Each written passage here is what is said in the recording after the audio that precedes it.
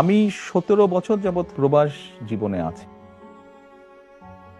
তথাকথিত 111 সরকারের সময় যেই শারীরিক নির্যাতন আমার উপরে হয়েছিল, তারপরে চিকিৎসার জন্য আমি এই দেশে আসি। আমি যখন এখানে আসি, আমার ভাইকে আমি রেখে এসেছিলাম, ছোট ভাইকে।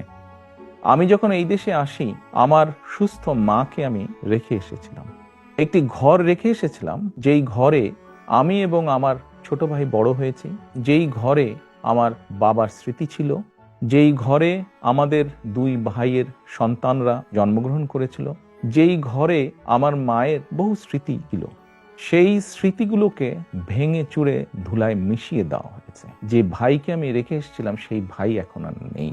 যেই সুস্থ মাকে রেখে এসেছিলাম, সেই সুস্থ মা এখন সুস্থ নেই। শুধু অসুস্থই নন, ওনার উপরে মানসিক এবং শারীরিক নির্যাতনও করা হয়েছে। আমি আমার পরিবারের যে কাহিনী আপনাদের সামনে তুলে ধরলাম, এটিকে আপনারা কাহিনী বলুন বা সংগ্রাম বলুন, যেটাই বলুন না কেন, এটি শুধু আমার কাহিনী না বা আমার পরিবারের কাহিনী না।